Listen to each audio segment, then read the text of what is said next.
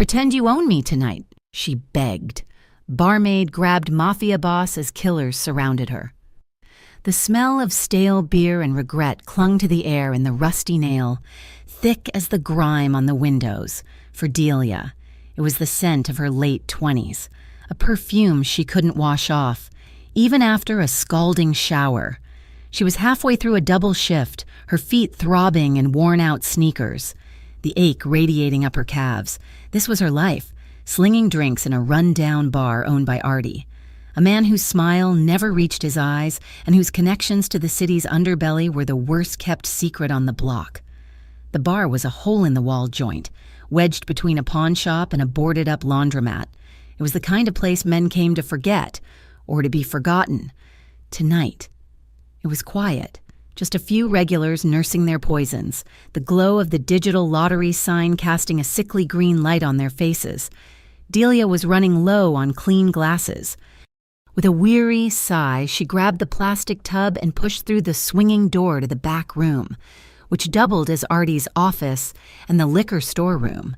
The door to the office itself was usually locked tight, but tonight, it was cracked open just enough for a sliver of yellow light and a low murmur of voices to escape.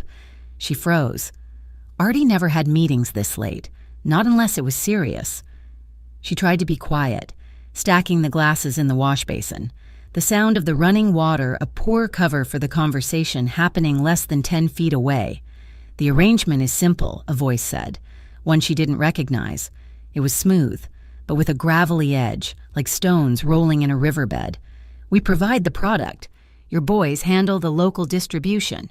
Artie gets his cut for the storage. And the cops? That was Mickey, one of Artie's usual low-level associates, his voice high and nervous. The cops are handled. A third voice, colder and heavier, cut in. This one sounded like Syndicate, the real deal. We have eyes where we need them. This drive. There was a soft thud as something small was placed on the desk. Proves it. Delia's curiosity warred with the primal instinct screaming at her to leave. She edged closer to the sink, straining to hear. That's the whole ledger? Mickey asked, his voice hushed in awe. Not just the ledger, the cold voice replied. Financials, shipping routes, payroll and insurance, video files, everything that keeps our political friends in line. You just worry about the cash and the product. Delia leaned, just an inch, trying to see through the crack. She saw 3 men, Mickey, looking pale and sweaty, a younger man in a flashy jacket, jittery and tense, and a third man, older in a dark suit, his back to her. He was the one who scared her.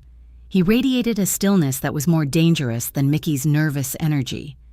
On the desk between them, she saw stacks of cash wrapped in plastic, several dense bricks of white powder, and a small, metallic flash drive. She didn't realize she'd stopped breathing. As she shifted her weight, her sneakers squeaked on the damp linoleum. It was the loudest sound in the world. The conversation stopped. Delia's heart hammered against her ribs, a frantic bird in a cage. She spun back to the sink, turning the water on full blast, her hands shaking so violently she could barely hold the soap. Seconds stretched into an agonizing silence, broken only by the rush of the water. Then, the office door swung open. Delia kept her back to him, scrubbing a glass that was already clean. "What are you doing back here?" It was the jittery one in the flashy jacket. She could feel his presence, hot and suspicious. Right behind her, she fumbled the glass, dropping it into the metal sink with a clatter. "Sorry," she stammered, her voice thin. Just washing glasses." "We ran out." She turned slowly, keeping her eyes down, her wet hair sticking to her temples. He was young, maybe 22, but his eyes were ancient, cold, and empty. He stared at her, his gaze raking over her cheap black t-shirt and stained apron. He looked from her face to the office door and back again. He knew. "You see something, sweetheart?" he asked, his voice a low, threatening purr. Delia forced a nervous laugh, shaking her head, holding up her soapy hands. "See what? I didn't see anything. I was just washing up. Artie knows I restock when we're slow." His eyes narrowed. He didn't believe her. The fear, sharp and metallic, flooded her mouth. He could smell it on her. "Right," he said slowly. He took a step toward her, and she flinched. A cruel smile touched his lips. "Just washing glasses." He lingered for another long moment, memorizing her face. Then, without another word, he turned and went back into the office, pulling the door shut with a definitive click. Delia's legs gave out. She braced herself against the sink, gulping in the damp, mildewed air. Her reflection in the small, cracked mirror above the basin showed a ghost. Pale face, wide, terrified eyes. They were going to kill her. She wasn't a witness to a simple drug deal. She was a witness to the syndicate, to the names, the product, and the drive. She was at a loose end. She fled. Not out the front, but through the rusted metal door at the end of the hall that led to the back alley. The night air was cold, thick with the stench of garbage and urine, a stark contrast to the stuffy bar. She collapsed against the brick wall, her breath coming in ragged, painful sobs. She slid down until she was sitting on the wet pavement, heedless of the filth, her body trembling uncontrollably. Run! The word echoed in her mind. She had to run, flee the city, tonight. But where would she go? She had maybe $300 in tips stuffed in her backpack, a shared apartment with a roommate who barely knew her last name, and no family to call. She was trapped. Running would only confirm their suspicions. Staying was a death sentence. She sat there for 10, maybe 15 minutes, the alley her only sanctuary, the sounds of the city, a distant siren, a couple arguing, the rumble of a passing truck, feeling like a countdown. She couldn't stay out here. They would come looking for her. The jittery man would tell the others. They would check the alley, with a surge of adrenaline-fueled despair. She pushed herself to her feet. She had to go back in. She had to pretend, act normal, finish her shift, get her tips, and then disappear. It was a flimsy plan, but it was the only one she had. She wiped her tear-streaked face on the sleeve of her shirt and pushed the heavy door open, slipping back into the hallway. The back room was empty. The office door was closed and locked. They were gone. A small, hysterical bubble of relief rose in her throat, but it died just as quickly. They were gone, but they knew her face. She walked back into the bar, her legs feeling like hollow tubes. The few regulars didn't look up. She grabbed a rag and started wiping down the bar, her hands still shaking, her eyes glued to the front door, dreading every time the bell chimed. An hour passed, then 2. Each minute was a lifetime of suspense. Artie had disappeared, likely with the men. She was alone. At 11:30, the bell chimed again. Delia's head snapped up, her heart seizing. But it wasn't them. It was one man, and he was nothing like the others. He was tall, dressed in a dark, impeccably tailored suit that probably cost more than her last 6 months' rent. His hair was black, cut short. His face was all hard angles and shadow. He looked like he belonged in a boardroom or a penthouse, not a dive like the Rusty Nail. He moved with a quiet, coiled energy, his stillness more profound than the bar's manufactured gloom. He didn't look around. He walked directly to the darkest end of the bar, far from the door and the lottery machine, and sat down. Delia picked up a glass, her hands steadier now, replaced by a different kind of nervous energy. This man wasn't a threat, not in the same way, but he was power. It rolled off him in invisible waves. She walked over. "What can I get you?" He didn't look at her immediately. He was studying the grain of the warped wood bar top. Then his eyes lifted, and Delia felt the air leave her lungs. They were dark, almost black, and utterly unreadable. He wasn't just looking at her, he was cataloging her. The exhaustion, the fear, the cheap uniform. "Whiskey," he said. His voice was low, a rumble of gravel. "Neat." She nodded, her throat dry. She poured the bar's best, which wasn't saying much, and set it down in front of him on a small, damp napkin. He paid with a crisp $50 bill, gesturing for her to keep the change. He was nursing the drink, holding the glass with long, capable fingers. When the bell chimed again, Delia's blood turned to ice. This time, it was them. Not the men from the back room. These were the men you sent to clean up a problem. 2 of them. They wore dark jeans and heavy jackets, practical and grim. They didn't scan the room, their eyes, flat and dead as stones, found her instantly. The bar patrons were too drunk or too weary to notice the shift in the atmosphere, but Delia felt it. The air crackled. The temperature dropped. This was it. They weren't here to talk. They were here to take her out the back door and put a bullet in her head. The man in the suit hadn't moved. He was staring into his glass, seemingly unaware. The 2 killers took a step toward the bar. Delia's mind went blank with panic. There was no escape. The back door led to the alley. The front door was blocked by them. Her gaze flew from the killers to the man in the suit. He was her only chance. A 1 in a million. Insane. Suicidal chance. He was a syndicate. She could feel it. But was he their syndicate? She didn't have time to weigh the odds. She moved. In 3 fast, desperate steps, she was beside him. He looked up, his dark eyes finally registering surprise, a flicker of annoyance at having his quiet interrupted. She grabbed his hand. It was strong, warm, and steady. The killers were only yards away. "Please," she whispered, her voice breaking. The word ripped from her throat. "They're here to kill me. Please, just for a minute. Pretend you own me tonight." The man, Vincent Romano, though she didn't know his name, looked terrified, pleading face to the 2 men advancing on them. His eyes, which had been unreadable, sharpened with comprehension. He processed the threat, her desperation, and the entire tactical situation in less than a second. There was no hesitation, no debate. Without missing a beat, his expression hardening into a mask of cold possession, he acted. His left arm, a band of iron, snaked around her waist. He pulled hard. Delia cried out as she was hauled off her feet and onto his lap, her apron bunching, her body crashing against the solid wall of his chest. He smelled like expensive wool, soap, and something faintly metallic. His grip was proprietary, bruising. "Then you're mine," he murmured, his voice a low, protective growl against her ear, the vibration sending a shiver through her entire body. "Don't move." The 2 killers froze.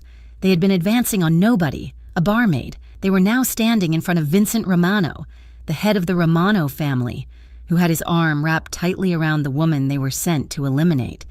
The world tilted, the men's expressions, once flat and confident, flickered with uncertainty, then dawning horror. They recognized him. Everyone in their world recognized him. To touch a man's property was a declaration of war, and this man, holding the shaking woman on his lap, was not someone you went to war with lightly. One of the men, the taller one, slowly, almost imperceptibly, raised his hands halfway, a gesture of peace, of apology. "Mr. Romano," he said, his voice strained. "We didn't know. Our apologies. We were misinformed." Vincent stared at them, his face carved from stone. He didn't acknowledge the apology. He just held Delia tighter, his thumb rubbing a small, firm circle on her hip, a gesture that was both reassuring and a stark statement of ownership. "Get out," Vincent said. It wasn't a yell. It was a quiet, lethal command. The 2 men didn't need to be told twice. They backed away, their eyes never leaving Romano, and then turned and fled the bar, the bell chiming mockingly behind them. The bar was silent, save for the hum of the beer cooler. Delia was trembling so hard she thought she might vibrate apart. She was still perched on his lap, her hands pressed against his chest, feeling the steady, slow beat of his heart beneath the fine fabric of his shirt. He didn't let her go, not for a long time. He just held her, his grip unyielding, letting her ragged breaths fill the silence. Finally, he spoke, his voice still low and close to her ear. "Are there more?" "I don't know," she whispered, her voice muffled against his suit. He slid off the bar stool, lifting her with him, setting her on her feet but never releasing his grip on her waist. His other hand went to the small of her back. "We're leaving," he said. He dropped the $50 bill on the bar, which still sat next to his untouched drink. He didn't look at the other patrons. He propelled Delia toward the front door. his body a shield, his presence clearing a path that no one dared to block. The cold night air hit them, and Delia gasped, her lungs finally filling. He didn't stop. He guided her past the front of the bar into the shadows of the side street where a sleek, black sedan waited, its lines as sharp and severe as his own. He opened the passenger door, his hand still firm on her back. She hesitated, her body frozen between the danger she'd just escaped and the new, unknown danger in front of her. "Get in," he commanded. It wasn't a request. Delia scrambled into the plush leather seat. He closed the door and circled the car, sliding into the driver's seat. The interior was dark, quiet, and smelled of new leather. He started the engine, a low, powerful purr, but he didn't drive. He turned to her. In the dim glow of the dashboard lights, his face was all planes and angles, his dark eyes intense, the silence stretched, thick and heavy with unspoken questions. "You have until we reach the bridge to tell me why 2 cartel cleaners just tried to grab you from a dive bar," he said, his voice flat, demanding. "Start talking." Delia stared at him, her mind racing. She'd been saved, but she was not safe. She had just traded one cage for another, this one far more gilded and infinitely more dangerous.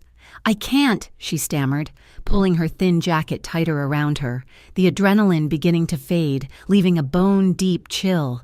"I didn't see anything, I swear." She avoided the details, terrified. This man was part of that world. What if he was part of the same syndicate? What if she had just jumped from the hands of the soldiers into the lap of their king? Vincent Romano watched her, his expression unreadable, his stillness a terrifying counterpoint to her frantic energy. He put the car in gear and pulled smoothly away from the curb, a predator claiming his new, unexpected prize, driving her into a night that was only just beginning.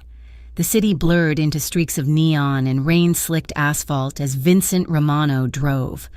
The silence inside the luxury sedan was heavier than the humidity outside.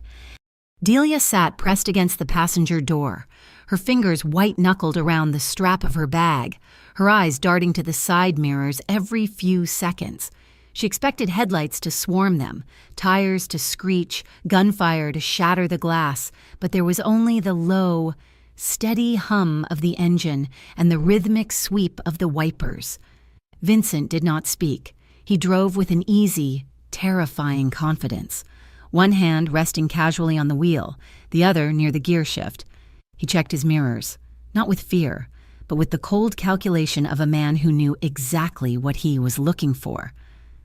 They left the grimy streets of the lower district behind, climbing toward the skyline where the buildings were taller, the lights brighter, and the shadows much more expensive. He pulled the car into the underground garage of a sleek, high-rise building that looked like a needle of glass piercing the night sky. He swiped a keycard at the gate, the metal barrier lifting silently. "Where are we?" Delia asked, her voice small in the cavernous concrete garage. "Somewhere they are not," Vincent replied. It was the first thing he had said in 20 minutes. He parked in a reserved spot tucked away in a corner, shielded by a concrete pillar. He killed the engine, and the sudden silence was deafening. He turned to her, the dashboard lights casting shadows across the sharp planes of his face. "Upstairs," he commanded. "Do not touch anything. Do not open the curtains. Do not go near the windows." Delia nodded, too exhausted to argue. She followed him to a private elevator that opened directly into a penthouse apartment. The space was vast, modern, and completely soulless. It was decorated in shades of charcoal and slate, with furniture that looked like it had never been sat on. It was a place to exist, not to live, a safe house. Vincent locked the heavy steel door behind them, throwing 3 separate deadbolts. He took off his suit jacket, draping it precisely over the back of a leather armchair, and loosened his tie. The casual action made him seem even more dangerous, stripping away the veneer of the civilized businessman to reveal the predator beneath.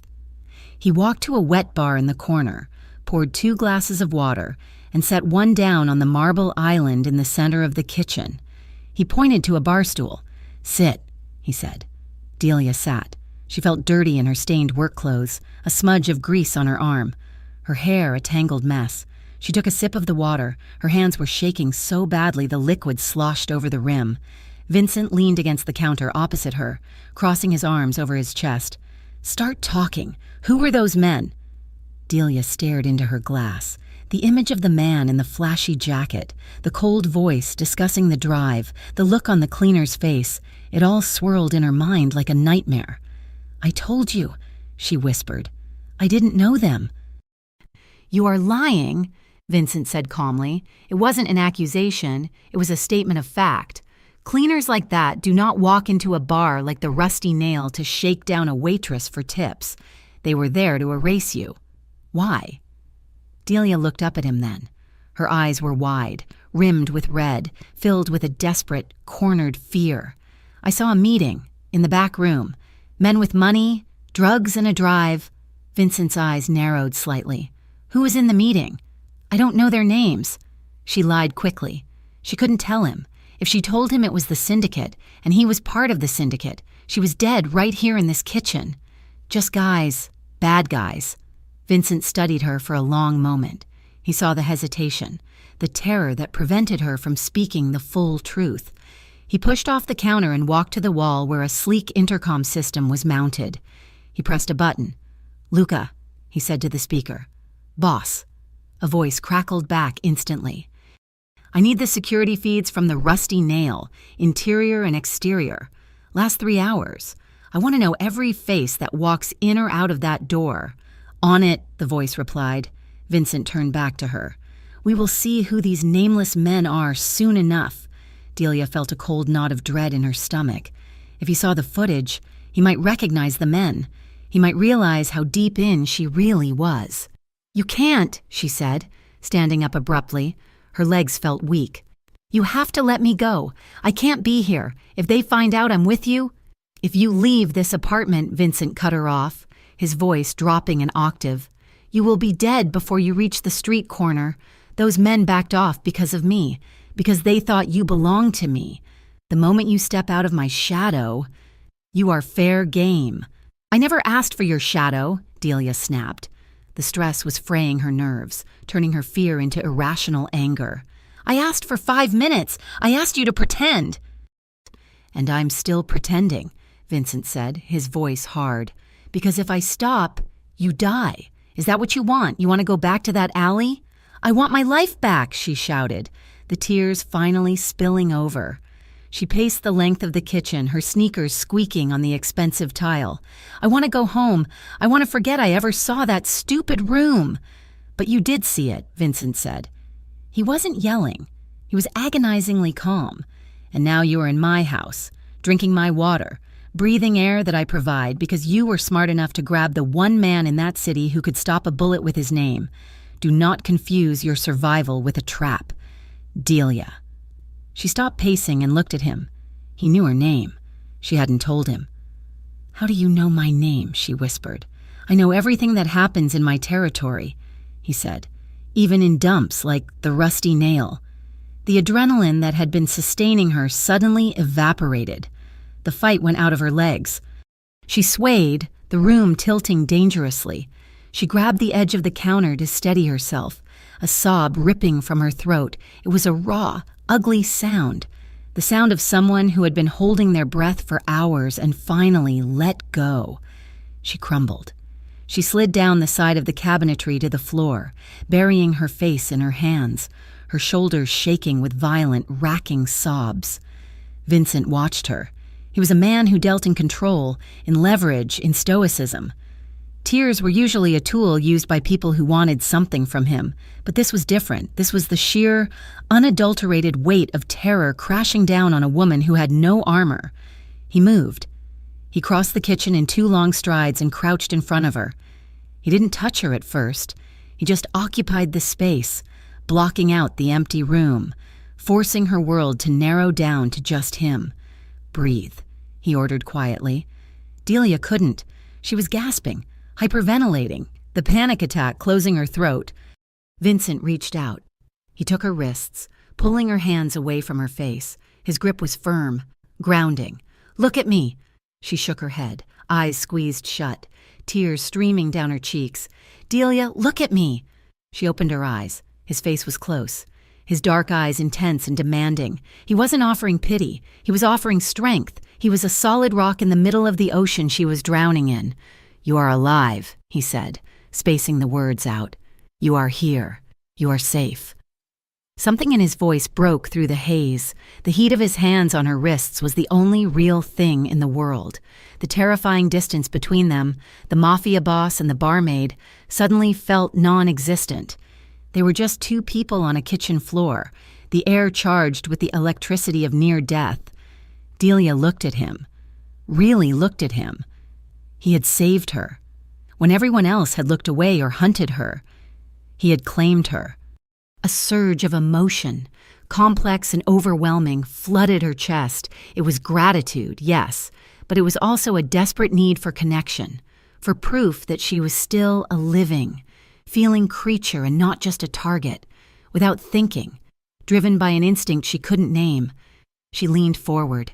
She freed one hand from his grip and reached out, her trembling fingers brushing the sharp line of his jaw. Vincent went still. He didn't pull away, but his eyes darkened, the pupils blowing wide. "Delia," he warned, his voice a rumble in his chest. She didn't listen. She closed the distance and pressed her lips to his. It wasn't a graceful kiss. It was salty with tears, desperate, a collision of mouths born from fear and the need to feel something other than terror.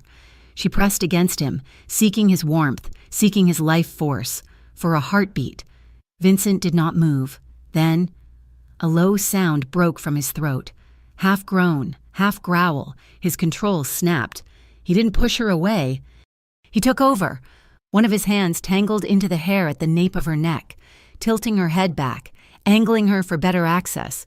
The other arm wrapped around her waist, crushing her against him, lifting her slightly off the floor so she was draped over his thigh. He kissed her back, and it was nothing like her desperate peck. His kiss was slow, deliberate, and devastatingly thorough. He tasted whiskey and danger. He devoured her, his lips moving with a firm, commanding pressure that demanded a response. It was a kiss that said, "I have you. I have all of you." Delia gasped against his mouth, her hands clutching the lapels of his shirt. The fear was still there, but it was being transmuted into heat, into a fire that burned away the cold numbness of the night. He pulled back an inch, their breaths mingling in the quiet kitchen. His eyes were hooded, burning with a dark intensity that made her knees weak. "You realize," he murmured, his thumb tracing the line of her lower lip, "that once we start this, there is no going back to pretending." "I don't want to pretend," she whispered, the truth of it surprising her. "Make me forget. Please, just make me forget." Vincent stood, pulling her up with him effortlessly. He didn't carry her to the bedroom. He simply walked her backward until she was pressed against the marble island. He lifted her onto the counter, stepping between her legs, his presence overwhelming. His hands roamed over her, not with the frantic energy of a boy, but with the slow, possessive exploration of a man who knew exactly what he wanted.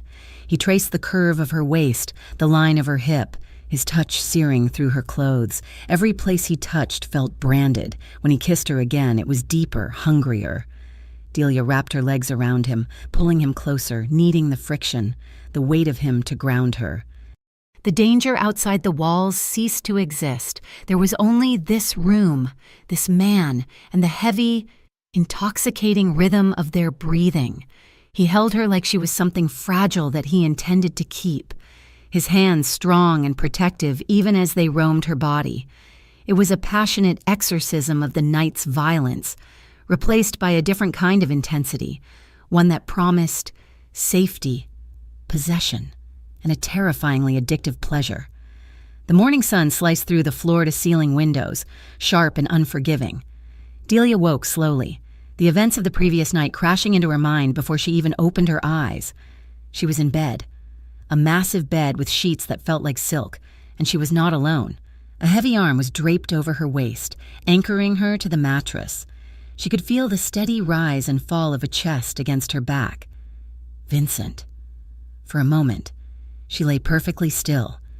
bathed in a sense of safety she hadn't felt in years. It was warm, it was quiet. No sirens, no shouting neighbors, no fear of eviction, just the solid weight of the man sleeping behind her. Then, the guilt hit her like a physical blow. She turned her head slightly. Vincent was asleep. His face relaxed in a way it hadn't been the night before. He looked younger, less severe, but even in sleep, his hand held her with a possessive grip. She had dragged him into this. He was a powerful man, yes, but the people she saw, the syndicate, the corrupt cops, they were monsters. By bringing her here, by touching her, he had painted a target on his own back. If they found her, they would come for him too. She carefully tried to inch away, to slide out from under his arm. His arm tightened instantly. Going somewhere? His voice was rough with sleep, but completely alert. There was no transition period for him. He went from asleep to awake in a microsecond. Delia froze. "I need to use the bathroom." Vincent opened his eyes. They were clear and sharp. He released her, but he didn't look away as she sat up, pulling the sheet around herself. She felt exposed, not just physically, but emotionally. The intimacy of the night before hung in the air between them, heavy and undeniable. "Stop thinking so loud," he said, sitting up and leaning back against the headboard, the sheet pulled at his waist, revealing the lean, scarred muscle of his torso. "I put you in danger," she said, her voice trembling. "You don't know what you've walked into." "I walked into a bar," Vincent corrected. "Everything after that was my choice." "But you don't understand. I understand that you are trying to run again." He interrupted. He reached out, grabbing her hand where it rested on the mattress. He pulled her slightly back toward him. "Listen to me carefully. Delia, you are under my protection now. That means your problems are my problems, whether you like it or not." "Why?" she asked, searching his face. "Why would you do that for a stranger?" Vincent looked at her, his gaze dropping to her lips, then back to her eyes. A flicker of the heat from last night passed through his expression. "You stopped being a stranger the moment you climbed into my lap," he said softly. A chime from the other room broke the moment. It was the intercom. Vincent's face hardened instantly. The lover vanished. The boss returned. He let go of her hand and got out of bed, pulling on a pair of dark lounge pants. "Stay here," he ordered. He walked out into the living area. Delia quickly scrambled out of bed, finding a heavy robe in the closet that swallowed her whole. She followed him, staying in the shadows of the hallway. She watched as Vincent walked to the wall monitor. "Report," he said. "We have the footage." "Boss?" Luca's voice came through, grim and serious. "And you're not going to like it. Send it to the main screen." The large television on the wall flickered to life. It showed a grainy, black and white view of the rusty nail. Delia crept closer, drawn by a morbid curiosity. On the screen, she saw herself behind the bar. She saw the jittery man in the flashy jacket come out of the office. She watched herself flee to the alley. Then, the footage switched to the exterior camera. A black SUV pulled up. The two men who had entered the bar, the cleaners, stepped out. But they weren't alone. A third man got out of the driver's seat. He was dressed in a police uniform. Delia gasped, her hand flying to her mouth. Vincent went rigid. He stared at the screen, his jaw tightening until a muscle feathered in his cheek. "Rewind," Vincent commanded. "Pause on the cop." The image froze. The face was grainy, but the badge was visible. And the face was familiar. He was a high-ranking lieutenant from the city's organized crime division. A man who was supposed to be putting people like the cleaners in jail, not driving them to hits. "It's confirmed," Luca said over the intercom. "The order came from the top. They weren't just sending a message. Boss, it was a liquidation order. And since you walked out with the package, the order is now on both of you." Vincent stared at the image of the corrupt cop, then turned slowly to look at where Delia was standing in the hallway. His eyes were dark, furious, and terrifyingly resolved. "It seems," he said, his voice low and deadly, "that we have a war to fight." Delia shivered, pulling the robe tighter. There was no running now. The camera proved it. She was marked for death. And the only thing standing between her and a shallow grave was the man standing in the center of the room, a man she had kissed, a man she had dragged into hell, a man who was now the only owner she would ever accept.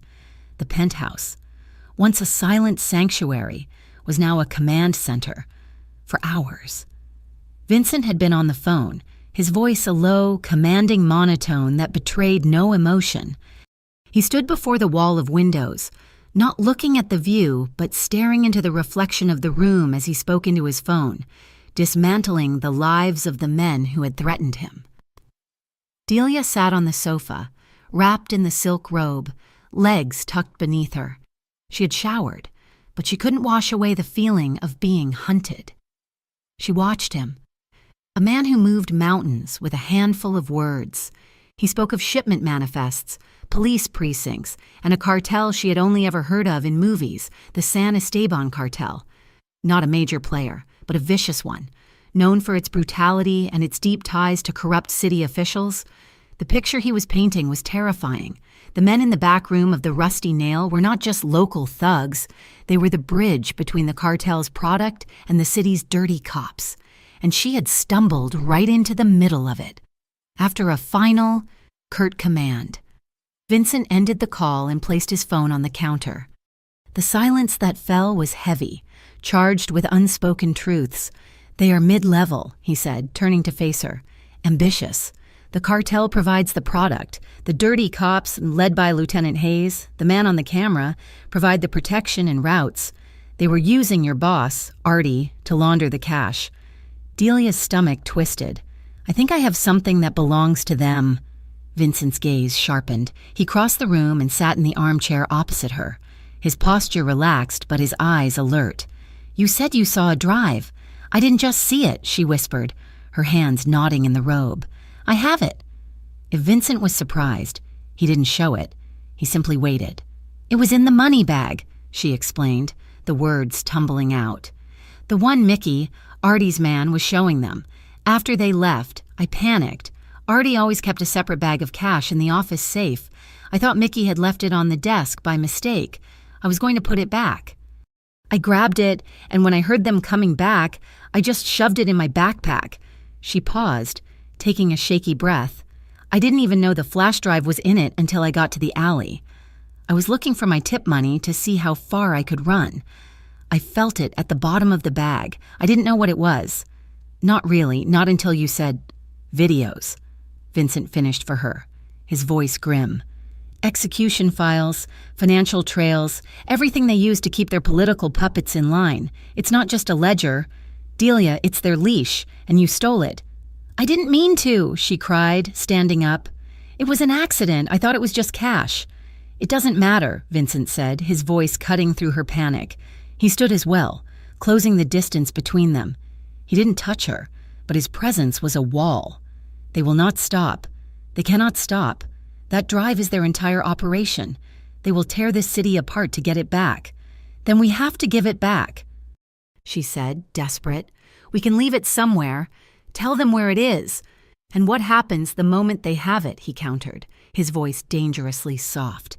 "They have no more reason to keep you alive, and no more reason to fear me. Right now, that drive is the only thing keeping you breathing. It's leverage." He looked at her, his dark eyes seeming to see straight through her. "Where is it?" "My apartment," she whispered. "In my backpack. I hid it under the floorboard in my closet, the one that's always loose." Vincent nodded once. A decision was made. "Get dressed. Wear the clothes you came in with." "What? We can't go there. They'll be watching it. They have to be." "They will be," he agreed. "But they'll be watching for you. A barmaid. Scared and on the run. They won't be watching for me." He went to a closet by the door and opened it. It was not filled with clothes, but with weapons. He pulled out a sleek, black handgun, checked the magazine, and tucked it into a holster at the small of his back, concealing it perfectly beneath a dark button-down shirt he pulled on. He passed her the worn black t-shirt and jeans she had arrived in. "We go in, we get the drive, and we disappear," he said, this time for good. The drive to her apartment was the longest 30 minutes of Delia's life. The black sedan moved through traffic like a shark, silent and purposeful. Vincent drove with one hand, his other resting on his thigh, his gaze constantly moving, checking every car, every pedestrian, every reflection in the shop windows. Delia's neighborhood looked alien.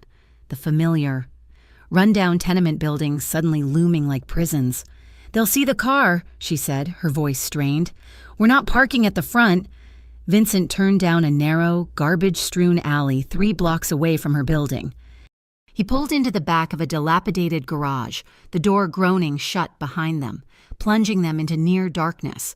"We go on foot from here," he said. "Stay 2 steps behind me. Do not talk. Do not look at anyone. If I tell you to run, you run. You do not look back. Understood?" "Yes," she whispered, her heart hammering. They moved through the back alleys, a maze of brick and fire escapes. Vincent moved with a fluid, silent grace that was terrifying. He was a ghost in his own city. He led her into the back entrance of her building, the lock on the steel door clicking open with a small tool he produced from his pocket. The hallway smelled of cabbage and dust. It was her home. It felt like a trap. They climbed the 5 flights of stairs, their footsteps echoing on the worn linoleum. Her apartment was at the end of the hall. Apartment 5. B. Vincent put a hand on her arm, stopping her before the door. He listened. Silence. He gestured to her. "Your key," slowly. She fumbled in her backpack, her shaking fingers finally closing around the cold metal. She handed it to him. He inserted it into the lock, turning it with excruciating slowness. The click of the deadbolt retracting sounded like a gunshot in the quiet hall. Vincent pushed the door open an inch. He waited. Nothing. He pushed it open wider, his hand disappearing to the small of his back. He stepped inside, sweeping the tiny entryway with his gaze. Delia followed, her breath held in her chest. The apartment was exactly as she'd left it. Her roommate's dirty dishes were in the sink. A stack of mail was on the cheap particle board table. It was small, cramped, and blessedly normal. "The closet," Vincent murmured. She led him into her bedroom, a room barely big enough for her mattress and a small dresser. She knelt by the closet, her fingers finding the loose floorboard. "Hurry," Vincent said, his voice tight. He was standing by the bedroom door, looking back into the living room. Delia pried the board up. Her backpack was still there. She reached inside, her fingers brushing the small, cold, metallic shape. She had it. "Got it," she said, relief flooding her. It was at that exact moment that the front door of the apartment slammed open. "Police! Hands in the air!" Delia screamed. 2 men in tactical gear, not uniforms, burst in. They weren't cops. They were a cartel. Vincent moved. He was a blur of motion. He didn't raise his hands. He grabbed Delia, yanking her back, throwing her behind the mattress. He upended with one powerful kick. "Stay down," he roared. The first man through the door raised his rifle. Vincent was faster. The sound of his handgun was deafening in the tiny room. A sharp, contained crack. Crack. The first man crumpled, a look of surprise on his face. The second man, seeing his partner fall, fired a wild burst from his automatic weapon, the bullets tearing through the plaster of the wall where Vincent had been a second before. Delia cowered behind the mattress, her hands over her head, her eyes squeezed shut. The noise was overwhelming, the smell of gunpowder acrid and choking. Vincent had moved to the side of the doorway. He waited. The second man, breathing heavily, stepped into the room to get a clear shot. Vincent fired once. The man fell backward into the hallway, his weapon clattering on the floor. Silence. A terrible, ringing silence. "Are you hurt?" Vincent's voice was harsh, strained. Delia couldn't speak. She just shook her head, her body trembling violently. "We're leaving, now!" He grabbed her arm, pulling her to her feet. He didn't let her look at the man in her bedroom. He pushed her out into the hall, past the second body. Delia saw a smear of blood on the faded wallpaper. She felt a splash of something wet and warm on her cheek. They didn't take the stairs. Vincent shoved her through the fire escape window at the end of the hall. "Go! Go! Go!" They clattered down the metal steps, the sound echoing through the alley. They ran. Vincent's hand locked on her wrist, pulling her along. They didn't stop until they were back in the garage, the door slamming shut, sealing them in the darkness. Delia collapsed against the cold metal of the car, gasping for air. her lungs burning. Vincent started the engine, the headlights flashing on, illuminating the dust motes dancing in the air. He got out and came to her side, his face a grim mask in the harsh light. "You're safe," he said. That was when she broke. The tears came, hot and acidic. She lunged at him, wrapping her arms around his waist, burying her face in his shirt. She clung to him, not in passion but in sheer, primal terror. "It's my fault," she sobbed, her words muffled. "They're dead, because of me. I'm a burden. I'm just bringing you death." Vincent's arms came around her, his hold as solid as the concrete walls. He held her, letting her tremble, his hand stroking her hair. "You are not a burden," he said, his voice low and fierce. "You are mine. I protect what is mine." He held her until the shaking subsided. Then he gently peeled her away from him.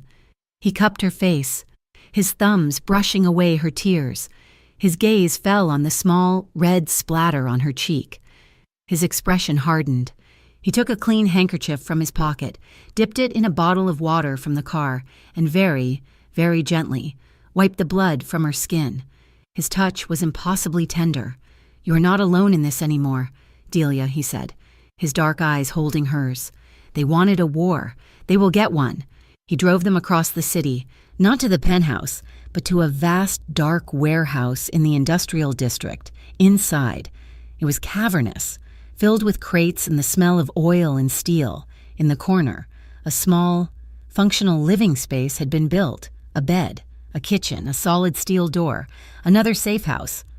Grittier, more defensible. That night, they didn't talk. The violence of the day hung between them, a tangible thing. Delia was shaken to her core. The image of the man falling in her bedroom burned into her mind. She lay on the simple cot, her back to him, staring at the concrete wall. She felt him lie down behind her, the mattress dipping with his weight. He didn't touch her, just let his presence be known. "I can't sleep," she whispered into the darkness. "I know," he replied, his voice a low rumble. She felt him shift, his hand, warm and calloused, settled on her hip. It wasn't sexual. It was grounding. It was a promise. She turned over slowly to face him. In the dim light from the single security lamp outside, she could just make out his features. "I was so scared," she said. "You were brave," he corrected her. He reached out, his fingers tracing the line of her jaw, his touch feather-light. Last night, their intimacy had been a desperate, frantic collision, an escape from fear. Tonight, it was something else entirely. It was slow, it was deliberate. He leaned in and kissed her, his lips soft, questioning. It wasn't the kiss of a man taking control, but of a man asking for permission. She responded, her lips parting, a small sigh escaping her. His hands began to explore her, not with the rushed hunger of before, but with a slow, careful reverence. He learned the shape of her, the curve of her waist, the jut of her hip bone, the scar on her shoulder. His touch was a question, and her skin was the answer. He held her face, kissing her eyelids, her temples, the corner of her mouth, as if memorizing her. Delia felt the tension of the day melt away under his hands. This was not about forgetting. This was about being found. He held her as if she were precious, as if she were the only thing in the world that mattered. She arched into his touch, her body responding naturally, the fear replaced by a deep, aching need to be closer, to be held, to be truly seen.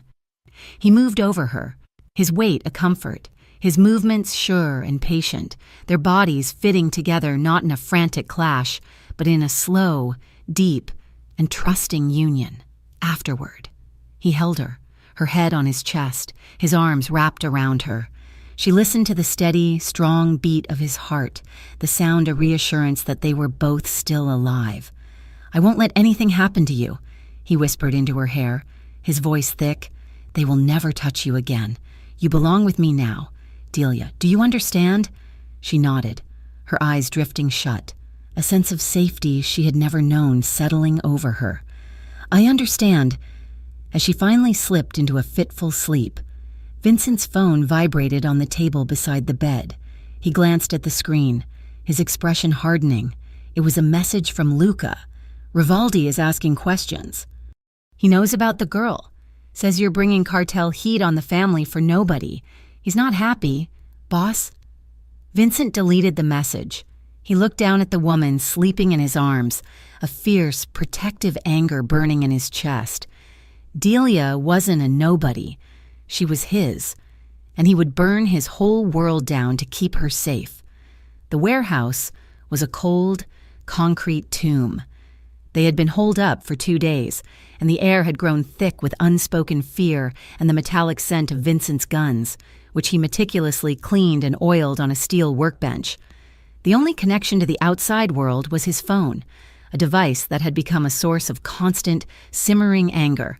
Delia sat on the cot, wrapped in a thick wool blanket, watching him. He was pacing, the phone pressed to his ear, his voice a low, controlled snarl. "That is not a request, Rivaldi.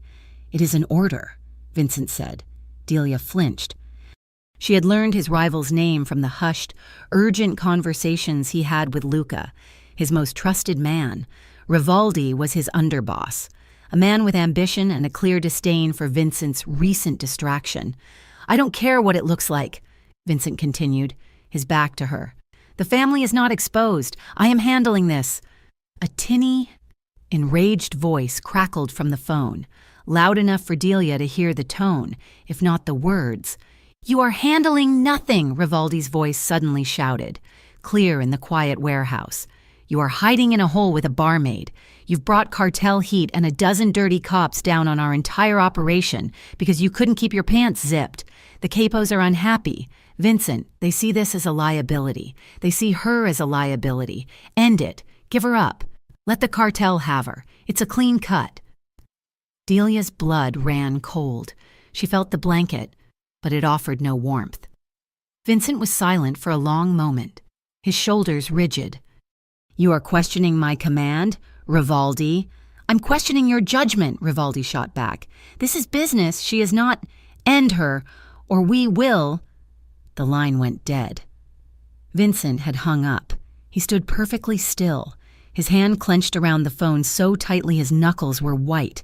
He did not turn. He did not speak. He just stared at the concrete wall. Delia's heart, which had been a frantic bird, suddenly felt like a stone. "She is not." The words echoed in her mind. He was right. She was a barmaid. Nobody. And she was going to get this man, the only person who had ever protected her, killed. She was the liability. She was the one bringing the entire organization down on his head. She watched him, her chest aching. He was powerful. Yes, but even he could not fight his own family and a cartel and the police all at once. She was his weak spot. And Rivaldi, a man she had never even seen, knew it. She made her decision. It was the only one she could make. She waited. Hours passed. Luca arrived with supplies, spoke in low tones with Vincent about the upcoming meeting, and left. The warehouse grew dark, the only light coming from the single lamp on the workbench. Vincent eventually sat in a chair, the flash drive she had given him in his hand, turning it over and over. He looked at it as if it were a bomb. He didn't sleep. He closed his eyes, his breathing evening out. But Delia knew he was not asleep. He was a predator at rest, every muscle coiled. She waited until the first hint of gray light, the pre-dawn glow that signaled the changing of the guard, the moment when the night was at its weakest. She slipped off the cot, her bare feet silent on the cold concrete. Her clothes were folded on a crate. She pulled on her jeans and the worn t-shirt, her hands shaking so violently she could barely button the denim. Her sneakers, still damp from the alley, were by the door. She grabbed them, her heart in her throat. She looked back at Vincent.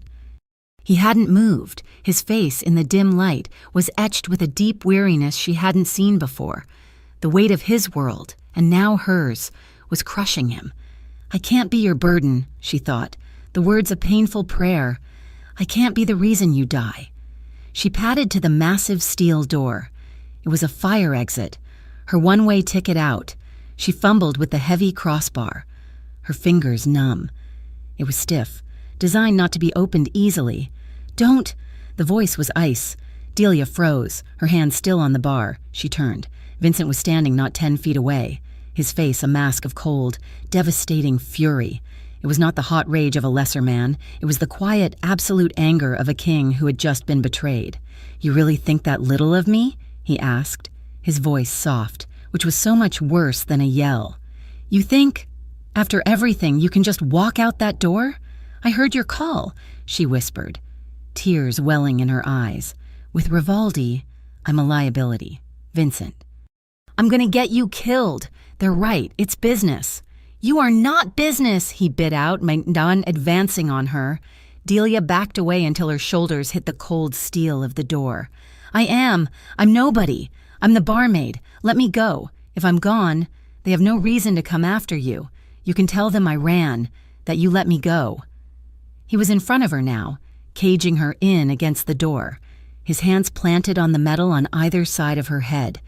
He was so close she could feel the heat radiating from his body. "And where will you go, Delia?" he demanded. "Back to your apartment." "Oh, wait, it's a kill zone. To the police. They're the ones driving the hit squads. You will not last 5 minutes. You will be dead before the sun is up. Is that what you want?" "It's better than you dying for me," she cried. "That is my choice," he roared, his control finally snapping, his voice echoing in the vast space. He saw her shiver. The warehouse was frigid, and she was in nothing but a t-shirt. His anger dissolved instantly, replaced by something else, something fiercely protective. He swore under his breath and turned, grabbing his own heavy wool coat from a hook. He came back to her and, in a gesture of agonizing tenderness, wrapped the massive coat around her, pulling the lapels shut. It swallowed her whole, smelling of him, soap, wool, and the faint, cold scent of steel. He gripped the coat, his knuckles brushing her chin. "You still don't trust me," he stated, his voice raw with a disappointment that cut her deeper than his anger. "After all this, you still think running is the answer. I'm trying to save you. By killing yourself, you are not saving me. You are taking away the one thing I am fighting for. Now," he said, his gaze pinning her, "you are going to tell me everything. Not just about the drive. Everything. Why are you so sure you are the one they need to erase? What did you do?" Delia looked into his dark, demanding eyes, and the last of her walls crumbled. The secret she had been holding, the one she thought made her complicit, spilled out. "It wasn't just that I saw the deal," she sobbed, her hands clutching the front of his coat. "It was Artie, my boss. For months, my paychecks were wrong, too high. He said it was back pay, overtime, bonuses. He said I was his best employee, and he was cutting me in on the profits." Vincent's eyes narrowed. He knew this part of the story. "He had me sign things," she continued, the words tumbling out in a rush of shame. "He said they were inventory forms, payroll reports for the staff, tax documents. I just signed them. I thought I was helping him. I thought he trusted me." She looked up at him, her face a mask of dawning, sickening realization. "They weren't inventory forms, were they?" "They were invoices," Vincent said, his voice flat and dead. "They were laundering the cartel's money.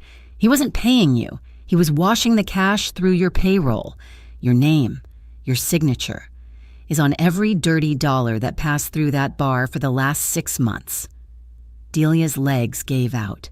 Vincent caught her, his arm locking around her waist, holding her up. "I didn't know," she whispered, horrified. "I know," he said, his voice softer now. He finally understood. This changes everything. He guided her to the workbench and sat her on the stool. He stood in front of her, holding the small flash drive between his thumb and forefinger. "I thought this was their only leash," he said. "The videos, the blackmail. I was wrong. This is their insurance. You are their paper trail. You are the loose end that connects the cops to the cartel. They don't just want to silence a witness. Delia, they need to erase the evidence. And you are the evidence." He looked at the driver, then at her. A cold, hard decision settled in his eyes. "So," he said, "we will give them what they want." "What? You're going to give me to them?" "I'm going to destroy their reason for hunting you." He held up the drive. "I am calling a meeting. Tonight, the cartel, Hayes and his dirty cops, and my own ambitious rival, I am bringing them all to one place. And do what? Give them the drive? No, Vincent said, a slow, dangerous smile touching his lips. I am going to destroy it right in front of them. I will erase their blackmail material, their leverage, and their entire insurance policy in one move. It will be a declaration of war. It will force every rat, every snake, out into the open. And in that chaos, we disappear. Vincent, that's suicide, she breathed, terrified. They will kill you before you even get the drive out of your pocket. They will be too busy watching each other, he said.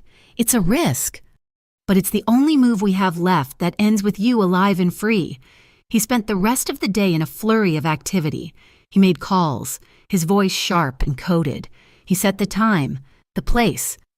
An abandoned shipyard, neutral ground. He and Luca moved crates, checked sight lines, and planned for a war. Delia was a ghost in his storm. She made coffee she didn't drink. She paced. She watched the man who was planning to walk into a den of lions. All for her. As night fell, a different kind of tension settled in. The preparations were done. All that was left was the waiting. The meeting was at midnight. Vincent was standing by the door, pulling on a dark, heavy sweater. Delia couldn't stand the silence anymore. She walked up to him, her heart in her throat. Vincent, he turned. You should try to sleep. I can't. I have to tell you something. He waited, his face unreadable. I'm scared, she whispered, her hands twisting in front of her. I am terrified of what will happen tonight. Not for me. For you. You're doing all this and She took a shaky breath. I think I'm falling for you, and it's not fair. It's not fair that I'm only realizing it now, when I might lose you before anything even begins. The admission hung in the air, raw and fragile. Vincent stared at her, the armor of the boss cracking, revealing the man beneath. He took a step, then another, until he was in front of her. He reached out and touched her face, his thumb brushing a strand of hair from her cheek. There is no might, he said, his voice low and rough. I am coming back to you. He kissed her. It was not the desperate, frantic kiss of the kitchen, nor the slow, tender exploration of the safe house. This was something else. It was a kiss of raw, desperate urgency. It was a brand. His hands tangled in her hair, pulling her close, his mouth devouring hers. It was the kiss of a man marking his territory, a promise of return. Delia responded with equal fire, her arms wrapping around his neck, pulling him down to her. This was not about fear. It was about possession. It was about this one last night, this one moment of pure, undiluted connection before the world outside tried to tear them apart. He lifted her, and she wrapped her legs around his waist, their bodies molding together. He carried her to the cot and laid her down, his hands moving over her with a desperate, knowing touch. He was memorizing her. Every word he whispered against her skin was a promise. You are mine. I am yours. I will not leave you. Their bodies moved in a frantic, passionate rhythm, a desperate, silent plea against the coming dawn. They held each other, skin to skin, a shield against the cold and the dark, finding a fierce, vulnerable solace in the eye of the storm. As the first pale light of dawn began to creep into the warehouse, they lay tangled together, the coat he had given her now a blanket over them both. Vincent held her, his lips pressed to her hair. This is the last day, Delia, he murmured, his voice thick with the night's intimacy and the day's resolve. After tonight, this is over. We disappear. Together, I'll sell it all. I'll give it to Rivaldi. I don't care. We just go. Delia closed her eyes, a single tear of hope and fear leaking out. Together. The sound of the steel door groaning open made them both jolt. It was Luca. He wasn't scheduled to be there for another hour. His face was pale, his expression grim. In his hand, he held a small, black and silver disc, caked in mud. Boss, Luca said, his voice strained.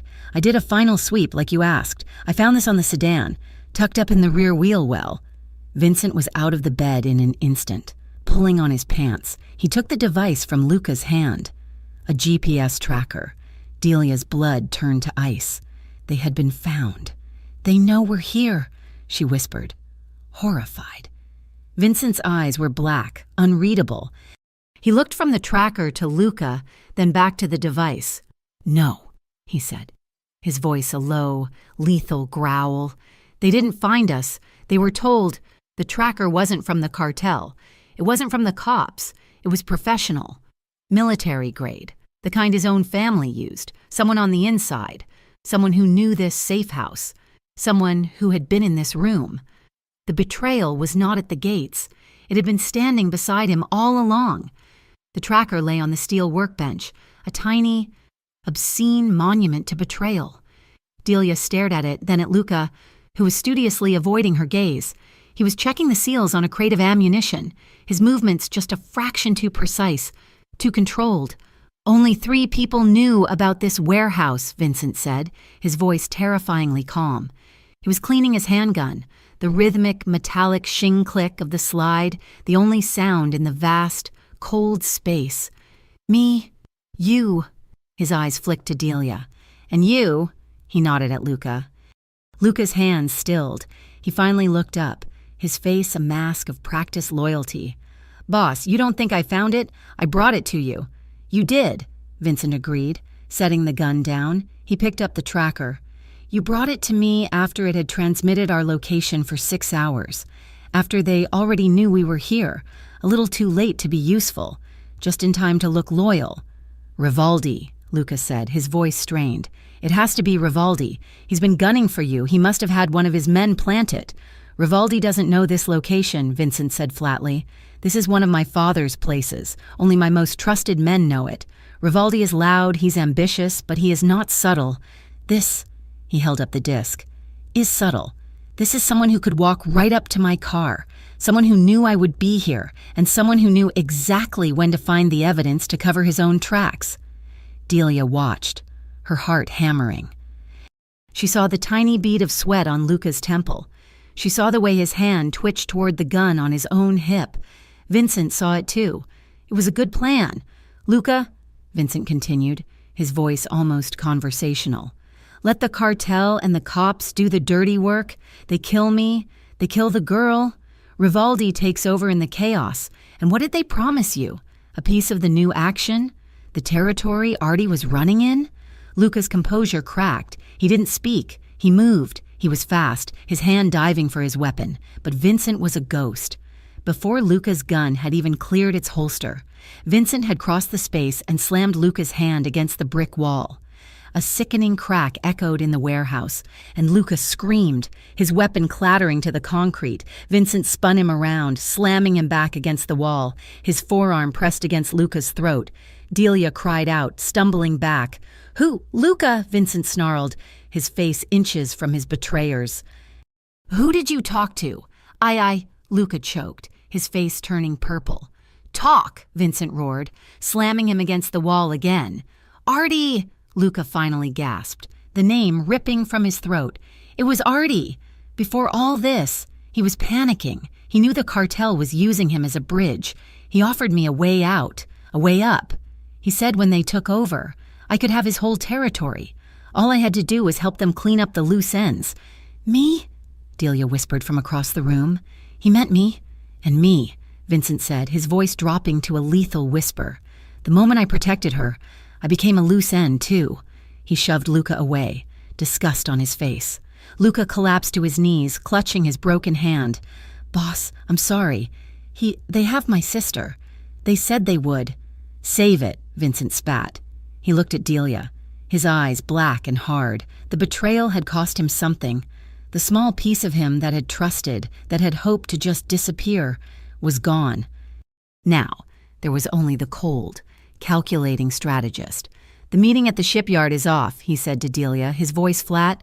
It was a lie, a trap for him. He jerked his chin at Luca. The real meeting was always going to be somewhere else. He turned back to Luca. You are going to make one more call. You are going to tell Artie and his cartel friends that I'm moving the girl. You will tell them I'm running. You will give them an address, the old tannery, 9 o'clock. Luca, his face pale with pain and terror, nodded. And then, Vincent said, picking up a set of heavy zip ties, you will pray I am in a merciful mood. He left Luca tied to a steel support beam and grabbed Delia's arm. "We're leaving." "What about him?" she asked, looking back at the whimpering man. "My men will deal with him after they've intercepted the hit squad at the tannery. He's no longer our concern." He didn't take her to the sedan. He took her to an old, battered pickup truck hidden in the back of the warehouse. He drove, not speaking, the grim set of his jaw telling her that the plan had changed, that the stakes had been raised to an impossible height. "Where are we going?" she finally asked, her voice small. "To end it," he said. "I tried to be surgical. I tried to cut out the infection, but the rot is too deep. Luca, Rivaldi, Hayes, the cartel, they are all tangled together. The only way to save the body is to burn it all to the ground." He pulled the truck to a stop on a dark, quiet street, 2 blocks away from a towering, Gothic structure, an abandoned church. "St. Michael's, yes," he said. "I sent them all a message an hour ago. A small piece of the video from the drive, just enough to prove I have it. I told them. The cartel, Lieutenant Hayes, and my dear underboss, Rivaldi, midnight, they all show up, or the entire drive goes to the federal prosecutor and the press." "You're bringing them all here?" Delia said, her voice trembling.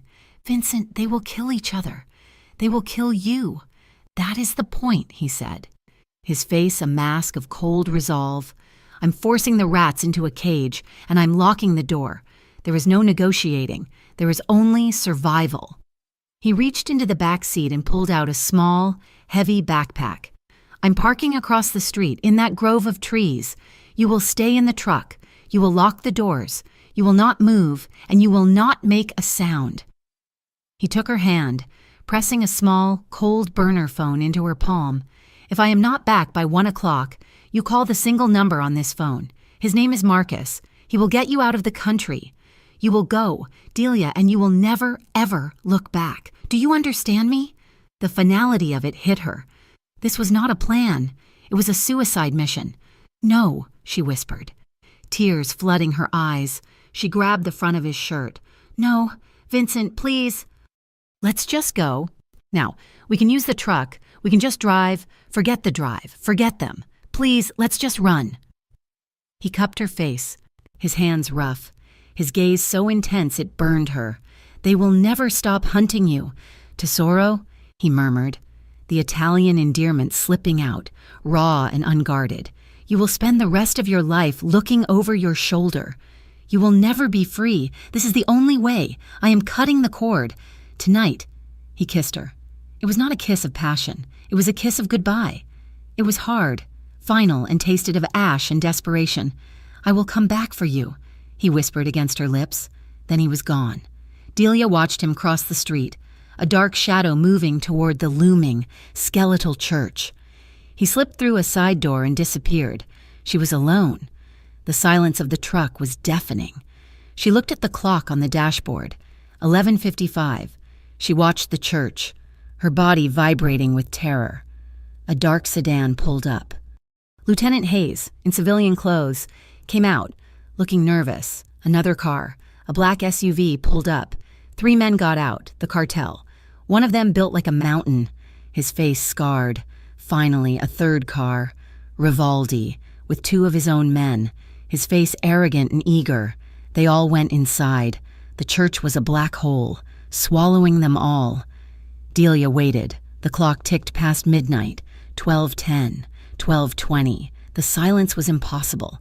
It was a held breath. It was the moment before the lightning strike. She couldn't breathe. Her mind was a slideshow of horrors. Vincent, bleeding on the stone floor, his eyes empty. Vincent, outnumbered. She couldn't do it. She couldn't sit and wait. Her promise to him, his order. It meant nothing against the raw, primal scream in her mind that said he was dying. "I will not let you die alone." At 12:23, a single, sharp crack echoed from the church. A gunshot. It was followed by a brief, terrible silence. Then, the world erupted, a rapid pop-pop-pop of a handgun, answered by the deeper, heavier thud-thud of a different caliber. Then a roar, the sound of an automatic weapon spraying bullets. "Vincent!" Delia screamed his name, but it was lost in the night. She fumbled with the door handle. her orders forgotten, her mind blank with a single, driving purpose. She threw the door open and sprinted. She ran across the empty street, her sneakers slapping the pavement, her lungs on fire. She didn't care about the bullets. She didn't care about the cartel. She burst through the heavy oak doors of the church. The scene was chaotic. Moonlight streamed through a massive, shattered stained glass window, illuminating a war zone. Lieutenant Hayes was cowering behind a toppled row of pews, screaming. Rivaldi was on the steps to the altar, bleeding from his leg, firing wildly at the cartel men. One of his men was dead beside him, and Vincent. He was using a massive stone baptismal font as cover, his gun in hand, exchanging fire with the scarred cartel enforcer, who was shielded by the heavy wooden altar. "Delia, get out! Get out now!" Vincent roared, his voice echoing in the cavernous space. His shout, his momentary distraction, was all it took. The enforcer, Suarez, stepped out from behind the altar, his aim steady. He fired.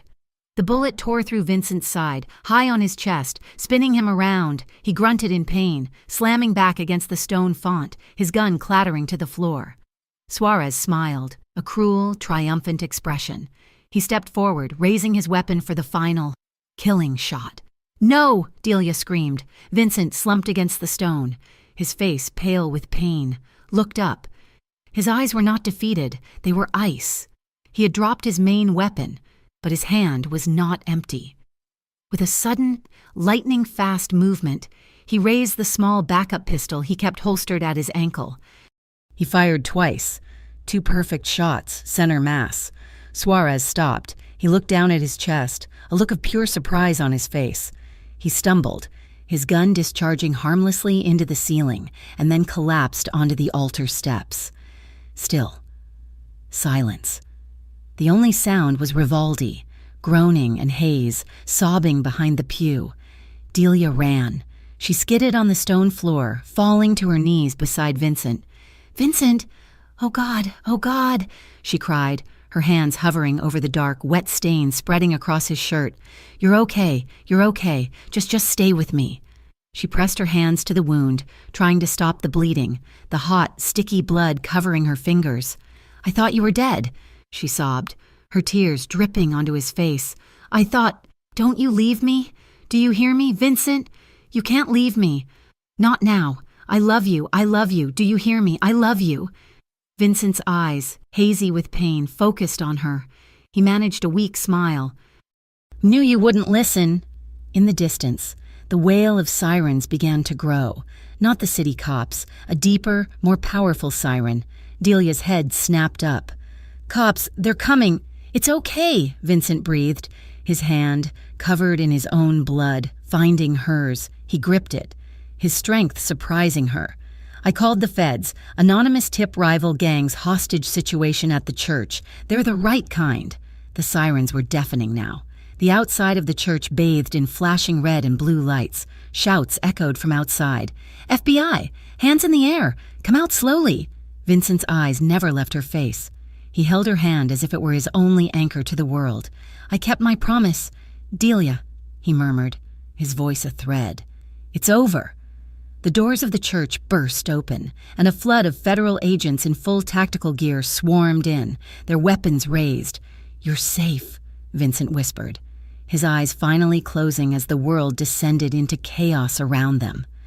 "You're safe now."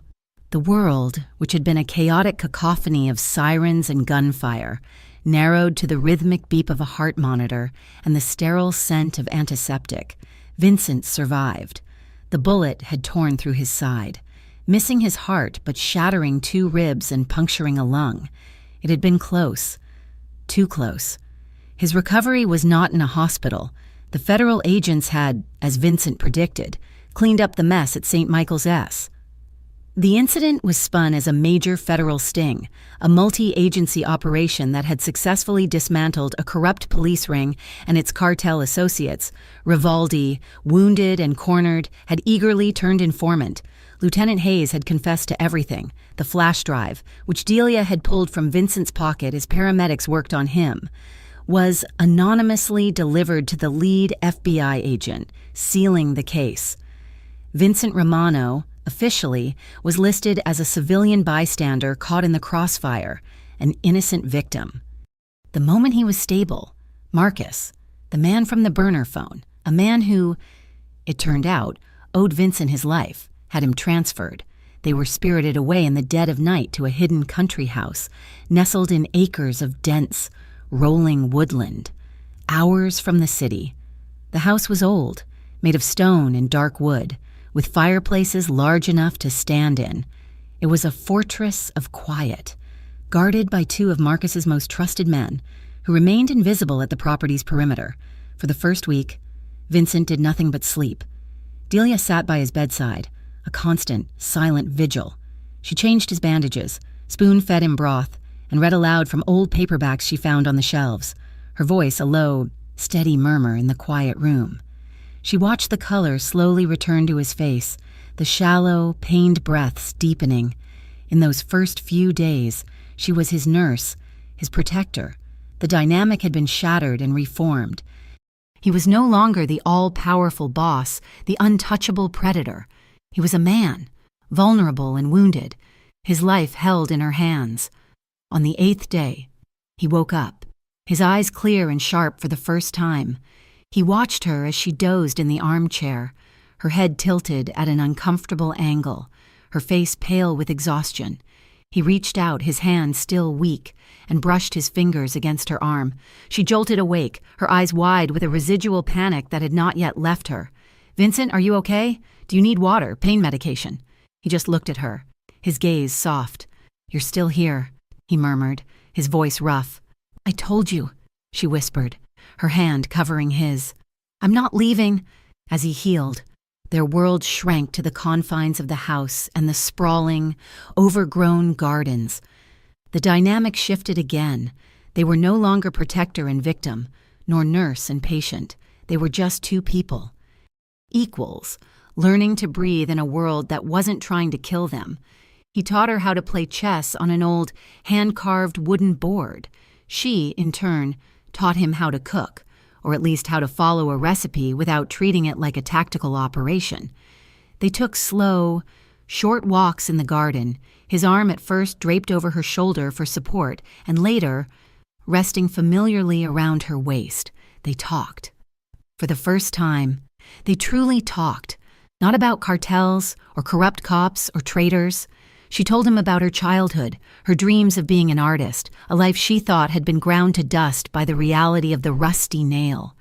He told her about his father, the weight of the name he carried, and the crushing realization that the empire he had inherited was a cage he had never known how to escape. But the past was a ghost that still lingered. One afternoon, Delia was sitting on the porch, staring at a small scar on her hand. Vincent came out, carrying 2 cups of coffee, and sat beside her. "You're thinking too loud again," he said, handing her a mug. She took it, her fingers tracing the warm ceramic. "I can't get the blood out of my head," she said, her voice barely audible. "The church, your blood, the men in my apartment. Luca, what happened to Luca?" Vincent was silent for a moment, staring out at the woods. "Luca's sister is safe," he said finally. "She's been relocated, given a new life. As for Luca, he made a deal. His testimony against Artie and the cartel's city operations, in exchange for a reduced sentence in a federal prison. He'll be an old man when he gets out. And Artie and Rivaldi? Gone," Vincent said. "The system swallowed them whole. The war is over, Delia. But it started because of me," she insisted. The guilt of familiar, heavy cloak. "If I hadn't been in that back room, if I hadn't taken that drive, if I hadn't grabbed you, none of this would have happened. You wouldn't have been shot. Luca wouldn't have betrayed you. Your whole world." Vincent set his coffee down and turned, taking her face in his hands. His touch was firm, forcing her to meet his gaze. "You were not the problem, Delia," he said, his voice low and fierce. "You were the one who stumbled onto a rot that was already there. Rivaldi was always ambitious. Luca was always weak. The cartel was always greedy. You didn't cause this.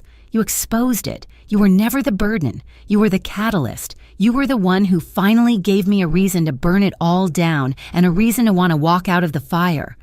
He brushed his thumb across her cheek. his eyes holding hers.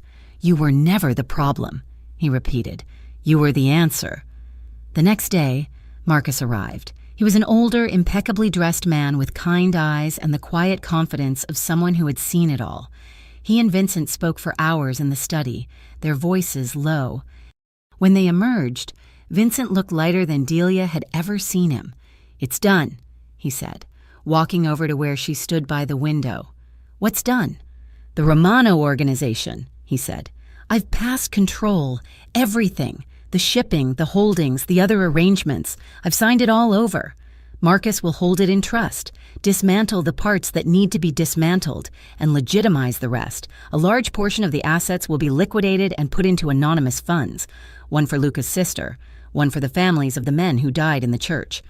"And for you?" Delia asked. "Enough," he said. "Enough for a new life, a quiet one. The name Vincent Romano is retired. He died, a civilian victim, in that church." Marcus handed them a thick manila envelope.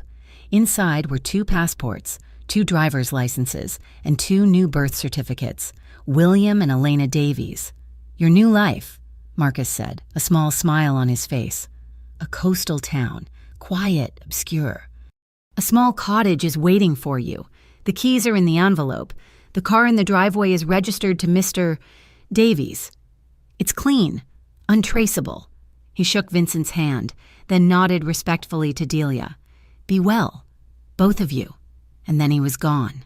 They were alone, with nothing left but a bag to pack and a future that was, for the first time, a complete, terrifying and beautiful blank page. That night, their last in the house was different. The tension of the last few weeks, the healing, the fear, the heavy decisions, had finally lifted. A quiet sense of freedom settled over them. They built a fire in the massive stone fireplace, the flames casting a warm, flickering glow over the room. They didn't talk. They didn't need to. Vincent sat on the thick rug, leaning against the sofa. Delia came and sat beside him, curling into his side. He wrapped his arm around her, pulling her close.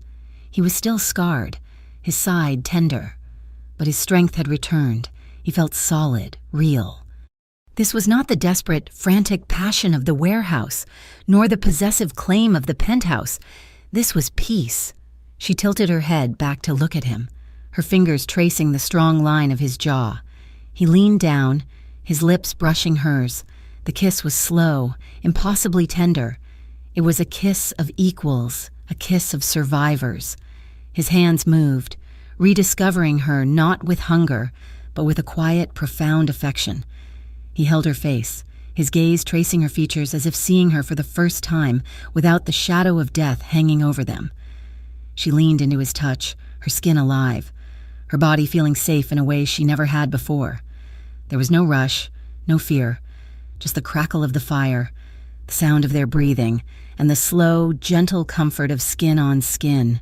He held her, his arms a safe harbor, their bodies close, finding a silent, intimate language that spoke of trust, of healing, and of a future they were finally free to choose. It was a quiet, profound, and final claim, a mutual surrender to a love that had been forged in violence and was now reborn in peace.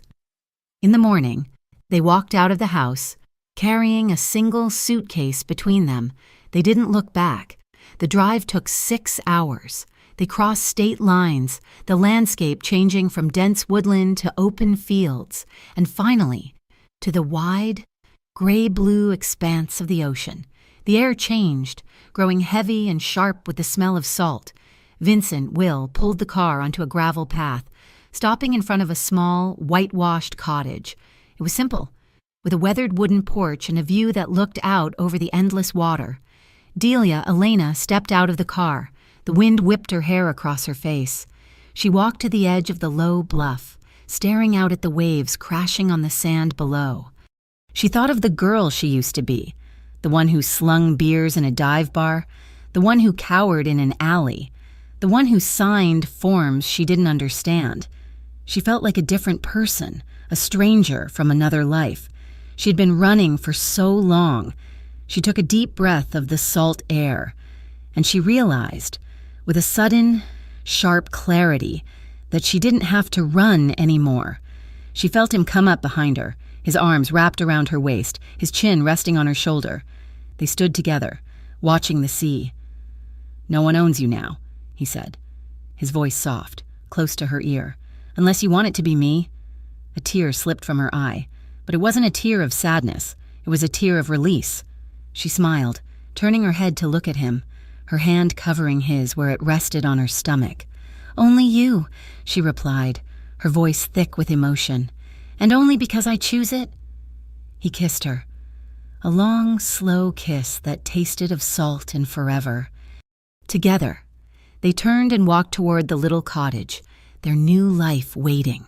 They were finally free, finally together. And for the first time in either of their lives, they were completely unafraid of what came next. Thank you so much for listening to this story. We truly hope you enjoyed the journey with Delia and Vincent. We would love to hear from you. So please, let us know in the comments where in the world you are listening from. If you like stories like this, make sure to subscribe to Mafia Romance Stories so you never miss a new chapter. And finally, share your thoughts on the story. What was your favorite part? We love reading your feedback. Thank you for being part of our community.